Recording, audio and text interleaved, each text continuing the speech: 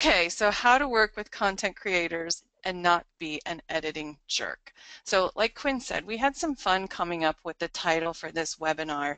And this is, we don't really think anybody's an editing jerk. What we think is that you're passionate about what you do and you want your story to be told the right way.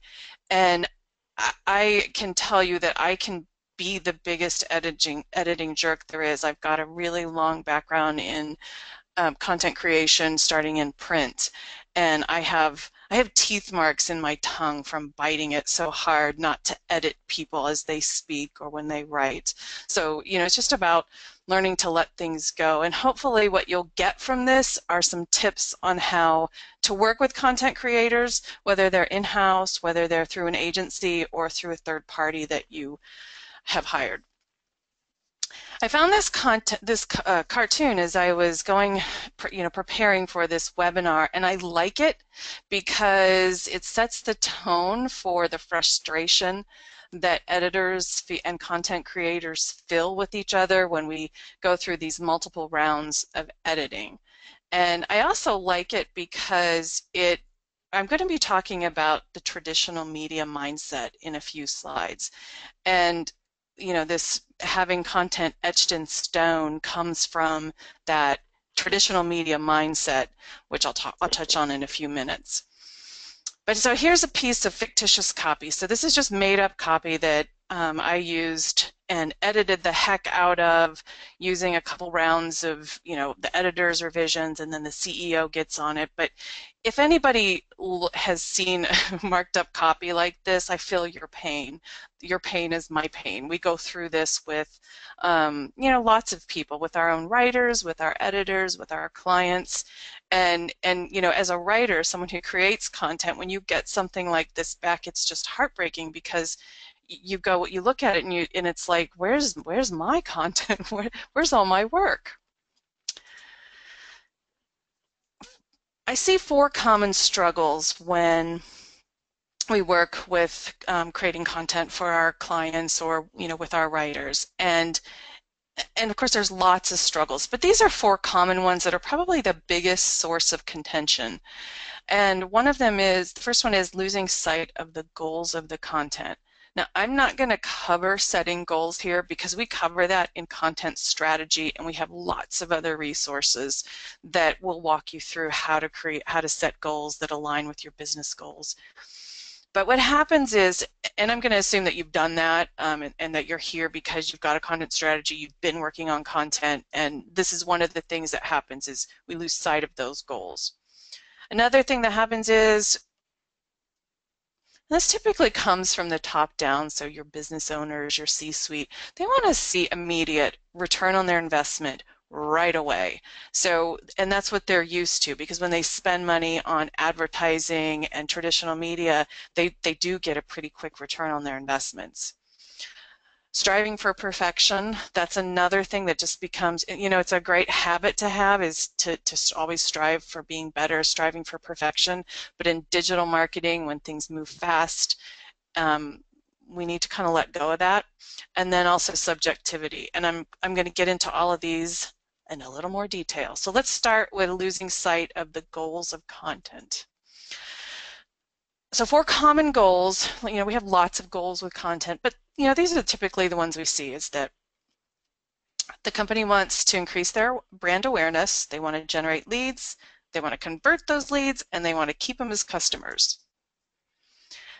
So as you're creating content, what you can do, you've got to keep those goals within everybody's line of sight. So that means they've got to be on the content themselves. So obviously first you're going to set clear goals. Then you're going to add those to your content calendar. So that means creating a column on your content calendar that lists the primary goals. If you want to add secondary, that's fine, but list the primary goals that each piece of content is going to align with. And then take it a step further, and with your content creation, create a template. And this is a screenshot from our template that we use with our writers and our clients when we create content. It's got a dialog box that looks like this, and it's got the title of the article, the published date, keywords, the audience or the personas, and then the goal. So for this fictitious piece of content, it's 4 tips for Americans driving in London. It's a brand awareness for our fictitious client that maybe sells rental cars or auto insurance, but it's to put that fictitious client in the space of international travel. And this way, everybody who touches that piece of content will understand that the purpose of this is to create brand awareness. So let's talk more about this ROI and with your content creation. This is the vertical measures definition. This is one we use the most when we talk about content marketing. And the reason I'm pausing here to share it is because I want to focus on the last 5 words that say, without selling or interrupting them. And because this becomes a point of contention sometimes with our clients, where the business wants to insert a lot of salesy language. They want really strong calls to action to get people to do something, or they clog it up with a bunch of jargon. And what we're trying to do with our content marketing is we're trying to drive traffic to your website. So it's really, a lot of the top of the funnel type stuff where we're just trying to get them there. All right, so let's talk a little bit about that traditional media versus digital media mindset. So I want to first give credit where this belongs, and that is Angela Hausman from Market Maven. She has a post. When you get this, you can click on the link and you can read the original post. But I love the way that she laid out this comparison between traditional media and social digital media. So when we talk about traditional media, we're talking about broadcast, print, TV commercials, advertorials, infomercials, billboards, newspapers, magazines, things like that. They were very one-way conversations, so they came from the top-down strategy, and they were full of us, us, us language. So it's the brand talking about the great things about their products and services and why the audience needs them. And flipping it to today, when we talk about social and digital media, and this is all stuff that we all know, right? Like we all know that it's a two-way conversation, that it's a bottom-up strategy, real-time creation, informal language. We all know that, but we still kind of subscribe to this traditional media mindset. And the reason I point this out and I bring this up is because I find that when we get into that editing hell, where each side thinks the other's being a jerk about the content, or, someone's being difficult, really super picky, it's because we're striving for we're focused on ROI. We've got to make sure that this piece of content walks our client, our potential client, all the way through the sales funnel. And that's actually not what we're trying to do with our content. We're just trying to get in the conversation. We're trying to solve our audience's problems. We're trying to teach them something new. And sometimes we're just trying to entertain them so that they can become more aware of us. Now here's an example. I thought it might be a good idea to show an example of traditional and digital media. And I like this because this is the type of stuff I used to work on when I was in print. I didn't actually work on this ad. I just found it online. The Kia Ceed, it's a UK car. I guess it's an economy car that you can only get in Europe. But the first paragraph immediately starts out talking about the Kia Smart Entry System and the great features that this car has. And then as you get into it more, you can see that they use some really jargony language here, adaptive xenon headlights. I don't know what that means, but that's traditional media speak. If we were to write this in digital media speak, the way we would do it would be we would talk about what problem or how that benefits the audience. So let's say adaptive xenon headlights make it easier when you're driving at night or in inclement weather. That would be the difference. Okay, so here's digital media example, and a lot of us in digital media like to use American Express Open Forum as an example because they do it right. They're just so good at what they do. They've got one brand mention up here in the upper left-hand corner. The rest of it is all you focused. So it's all focused on their target audience of small to medium-sized business owners. And you can even look at how many times they use the word you in their headlines. Grow your business, financing your business, are your employees, and down here, help you stay ahead. So they're very, very good at this, and this is a great example of what we want our clients to strive for. But unfortunately, we're dealing with people sometimes who just get stuck in this traditional media mindset where the content needs to be all focused on the brand because we got to sell, sell, sell. I borrowed this from Marketing Insider Group because I really liked this quote that says, "The problem with most content is that it is created for the boss." And I don't want to throw bosses under the bus because they're great people, but sometimes our business owners and our C-suite and our upper level managers, they get their job is to focus on the bottom line. Their job isn't to write content.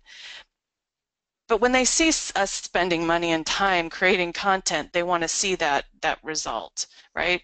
So we have to convince them that we're not creating content to sell things. We're not creating content to push our products and services out into the marketplace. What we really want to do is get in conversations because our audience knows when we're trying to sell things to them, and it really turns them off. They don't like it.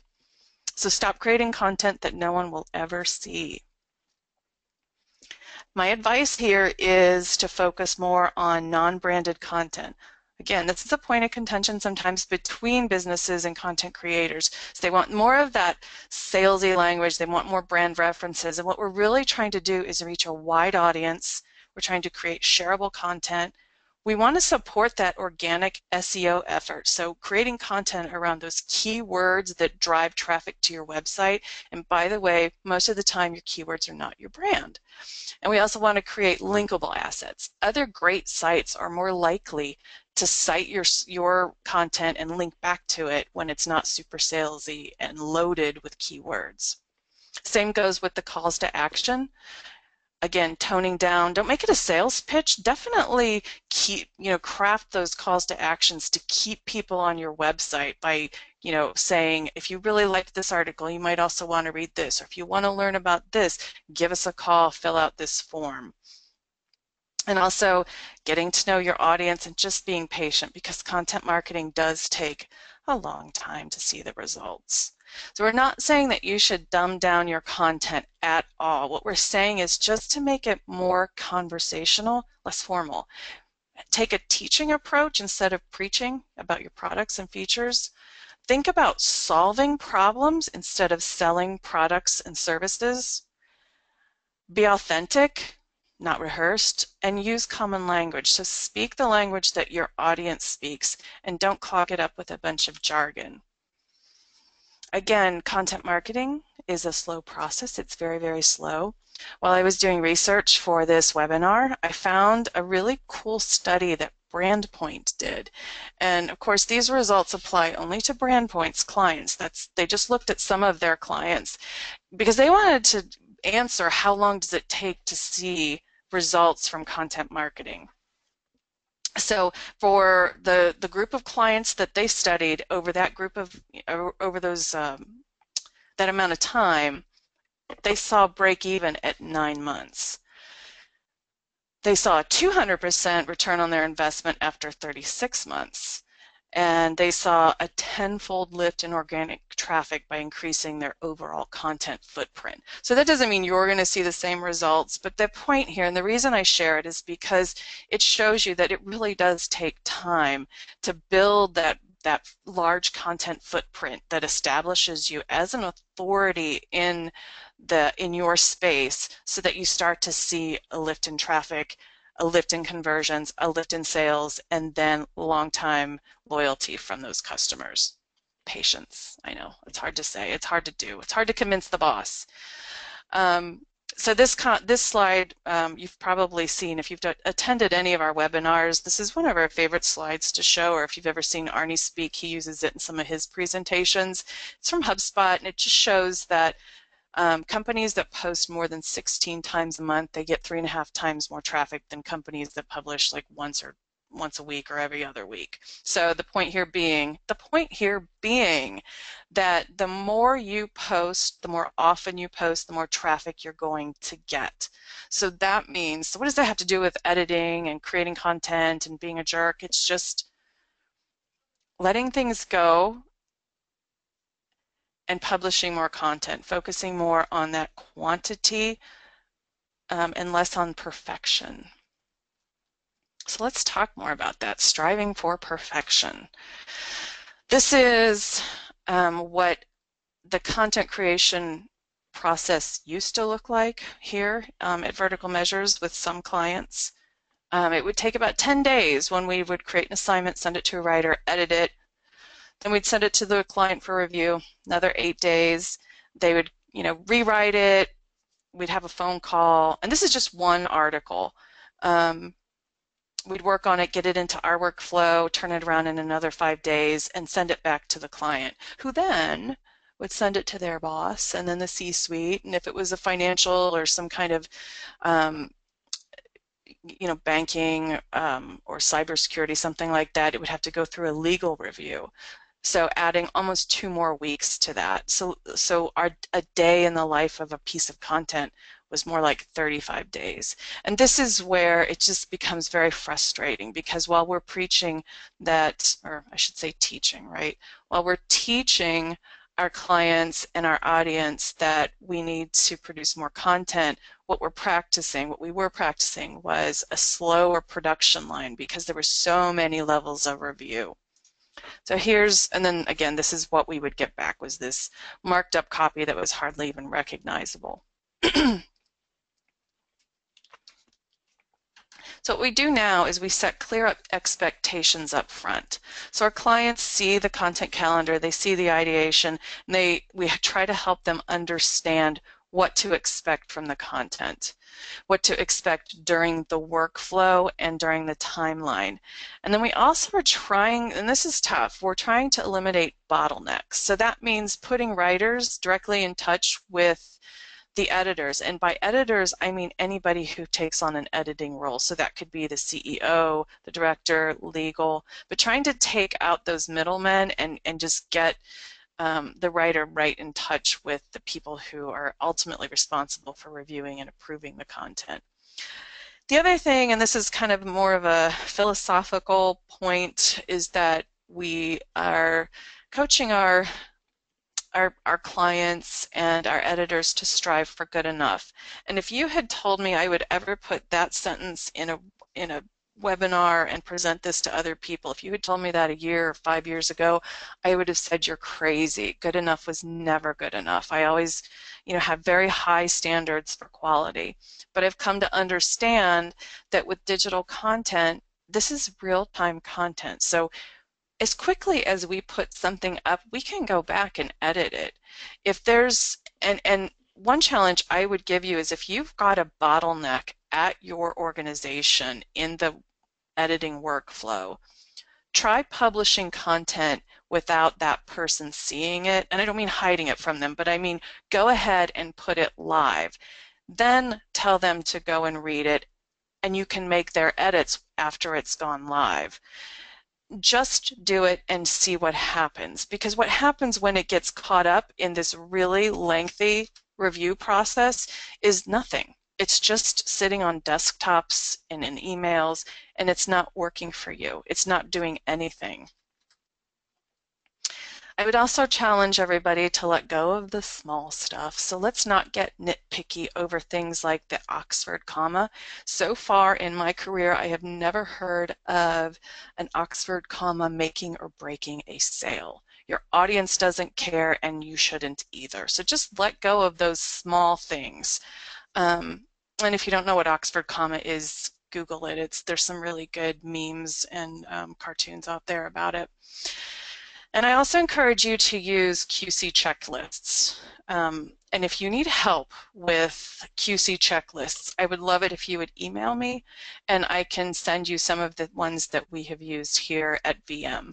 But when I was in the newsroom, I used to work in the newspaper, my night editor made us all, before we proofed a page and sent it off to the printer, everybody had to complete a QC checklist. And some people had been working there for decades, and it didn't matter because it had to be done. You fall into habit, you get lazy, you get hurried, and you forget to check really important things. So I encourage you to use QC checklists. Okay, lastly, I put this last because I think it's the hardest thing to talk about, subjectivity. When we start with a new client, we've got a new one sheet that we've been using called How to Edit Your Agency's Content. And you'll be able to click on this link. It's a Google Doc, and you'll be able to see what it is that's in there. But it's this table is part of it. And what it says is that the things in the us column, that's what we want you to send back to us for edits.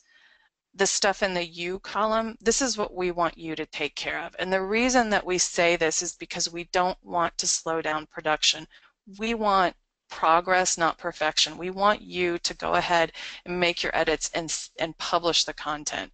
We can go in then later and make sure that everything aligns with the strategy, it aligns with keywords, but we want that content to go ahead and go live.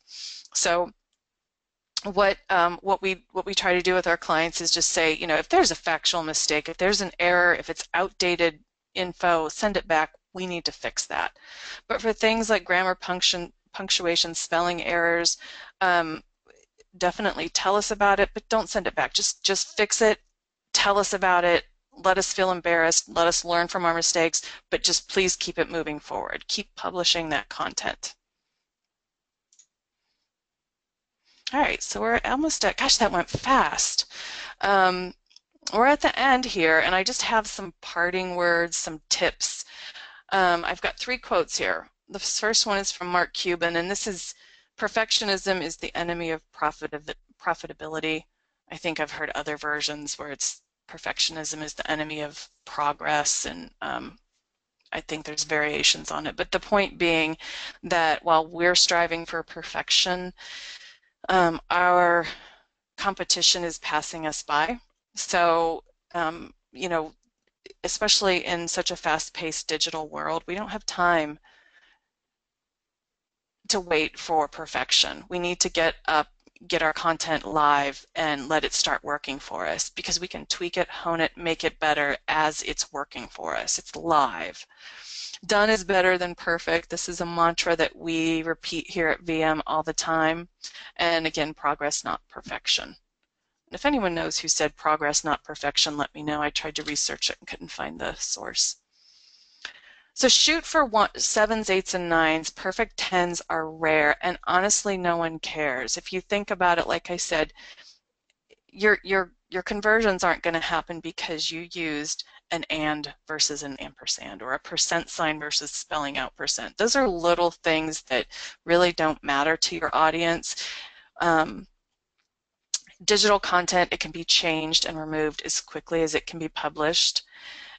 And again, I just want to repeat and reinforce my message. This is my biggest takeaway. This is the thing that I want you to get out of this, is to get rid of that traditional media mindset. So stop thinking about this content as if it's written in stone. It's not written in stone, and it's really easy to change, remove, delete, add, enhance, whatever. The content needs to, and just remember the 4 points that I made, which is that digital media mindset requires less formal and more authentic conversations. It's real time, and it's bottom up. So it's driven from what your audience talks about, what your audience wants to learn, and the problems that they need to be solved. That's when they're going to search for your content. Yeah, this was fun.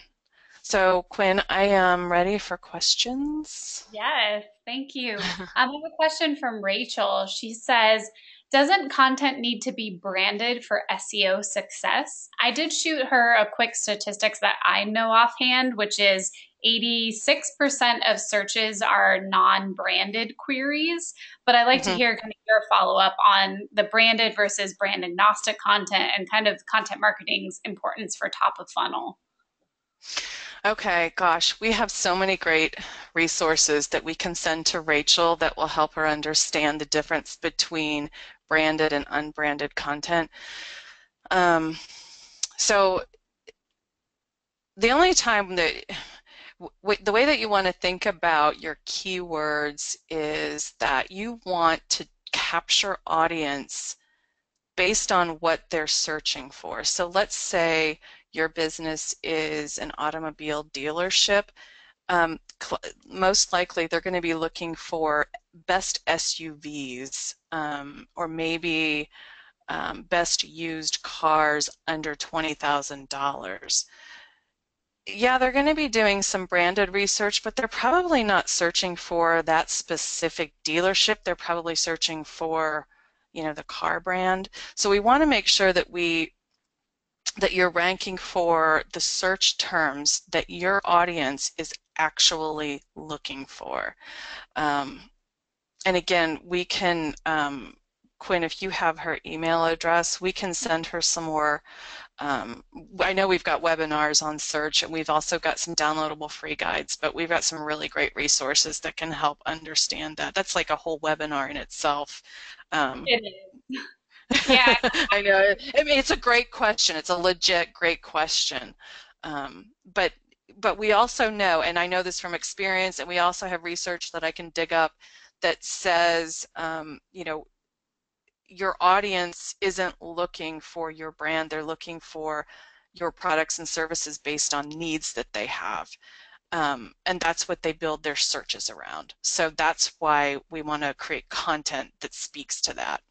exactly. And I think that stands true for a lot of different industries. I was doing research for hospitals recently, and mainly how people find the actual hospital site is through searching Mhm. about diseases or symptoms that they're having. It's not searching for a brand because they're searching for an Right. answer, which then the brand Exactly. answers, and then they then create a relationship with that brand. So yeah, that's a very in-depth topic, but yeah, I think we touched on it at Mhm. least as much as we could.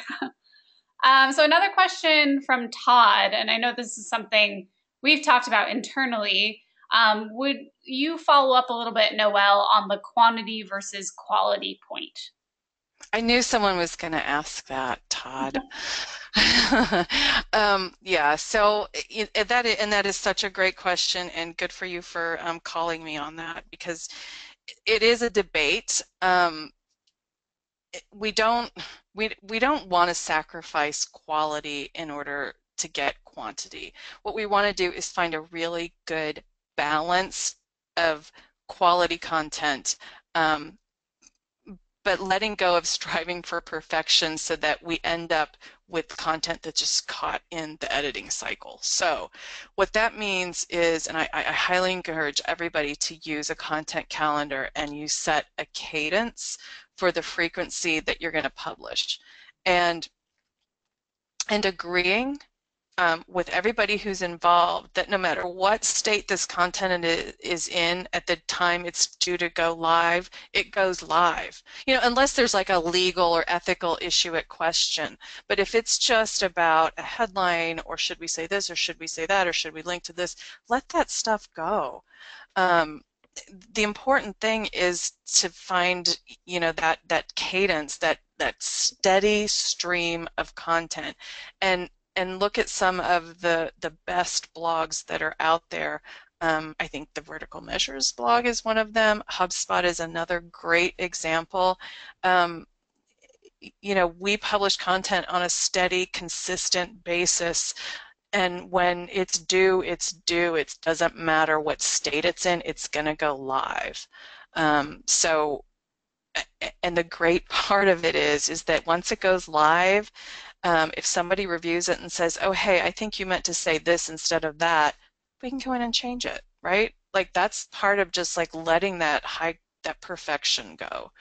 Um, but yeah, and it's just, I wish I had like a clear answer to say, oh, it should always be quantity over quality or quality over quantity. It's really just finding that good balance and not letting one stop the other. Does that I make agree, sense? Noelle.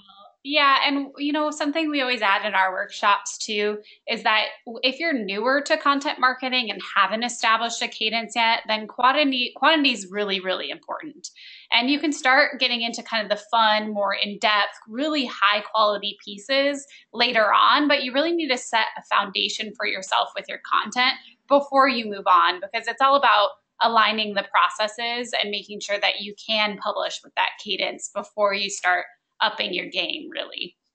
Definitely. Yeah. Well So, a said. Thank you. question, yeah, no problem. I think that's from Arnie, so I took that from him.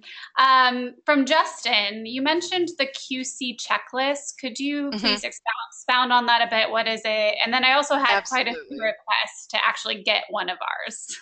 Yep, absolutely. I was hoping you would.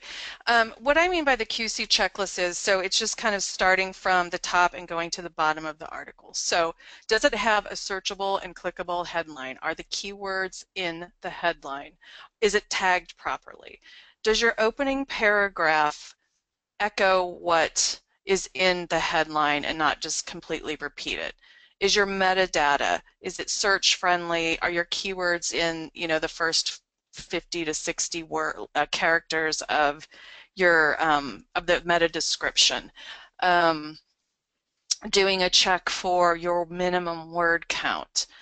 So it's identifying all of those things that does it align with a specific content persona? So does it match the voice, tone, personality of your content persona and also your brand?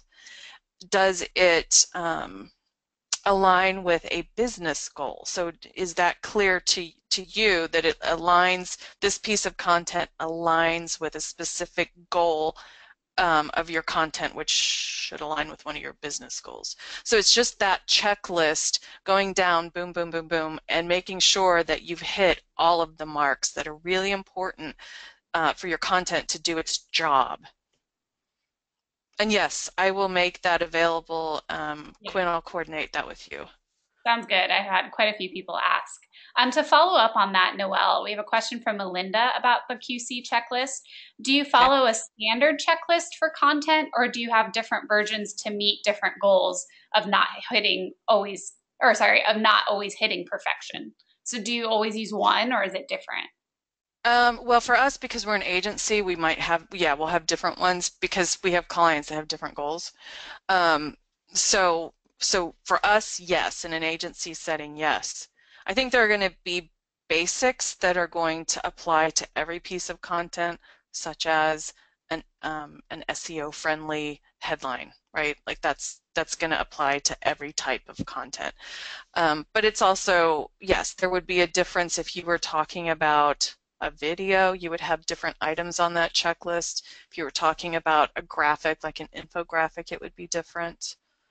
Um, yeah, I think, does that answer the question? Yeah, and then since you talked about infographics, we do have a question on that from Alexa. Since we talked a lot about writing, do you have any editing tips or workflow tips for infographics particularly? That's a good question. And I wasn't thinking, I have to admit, I wasn't thinking about that when I created this webinar. But I think a lot of the same philosophies apply. I do think, though, that infographics are, on the spectrum of traditional media versus digital. They fall a little bit more toward the middle because it isn't as easy to just, make a change. I do think that that's something that I would spend more time on, but I would also make sure that those deadlines are set and that the editing process is clear. It's going to go from this person to this person to that person before it goes live, so that it doesn't get sucked into an editing vortex where it's just bouncing around a lot of people. I can think about that some more and also like maybe post something, a better response to it, because that you're right. That is actually, it is a little bit different from when we're talking about blog content or social media type posts. Yeah. Well, Um, I think yeah, it is about creating that process. We yeah, do finished our infographic that went live today, actually. And it actually Hmm. went really smoothly because we had, a process of topic ideation and then an outline, which only got edited once or twice. And then the Yep. infographic only got edited once or twice. And kind of the loop of who was approving and who wasn't was very small. So it went very quickly and smoothly. So I think it really comes Yep. down to that process and workflow creation more than anything. Yeah, and one thing I would say too is just to add, I mean, I'm talking here about trying to take people out of the editing process and streamline it, but with something like an infographic, I would also pass it through one set of eyes that has had nothing to do with the infographic, someone who would be representative of the target audience, because you want to make sure that they understand it. Because when you're really intimately involved with the outline and the design and the editing, you have a lot of information in your head that might not be on the paper that you can fill in the blanks with. But someone who hasn't seen it, they don't have that information. So that way it just makes it's kind of like a quick little test audience. Yeah. I think we have time for one more question. So Okay. this is in regarding to using you versus us. So do you have Hmm. any comments on using whichever one on page content versus blog or article content? Like a service page or, your normal web page content versus actual content marketing content. Right. So when I work on website copy and blog posts, email copy, I always try to flip sentences around that tend to be very organization centric. So I'm trying to think of a really good example. We can, like, if we think about the Kia statements about the Kia Smart Key Entry, they're very excited about it. They use exclamation points everywhere. What I would do is instead of writing about that feature is to think about what problem that solves. And I would make that sentence more you focused. So when you're carrying groceries to the car and you've got a fidgety kid, that you're trying to keep control of, you don't have a third hand to reach for the keys. And so this key, this smart entry feature solves that problem for you. So that's the type of thinking that I do, and that I work with the editors here to try to think about is how they can flip that around so that your readers can see themselves and they can see they see themselves in the copy, not you. Um, I hope that answers the question, but I don't know if you're actually talking about like using the word you in content. Um, that's kind of a voice tone personality style choice. In headlines, there is research that shows that when you use the word you in headlines, it gets more clicks. I don't know how scientific that research was, but the point being that when readers can see themselves in your content, they're more likely to relate to it and click through on it. Great. And I have a couple questions if this webinar will be available. And yes, it will be. So I will put together both the video recording and the slides and send them out tomorrow morning. And I'll also get the QC checklist from Noelle and include that as well. So I think that's Great. all the time we have. But thank you, Noelle. This was illuminating.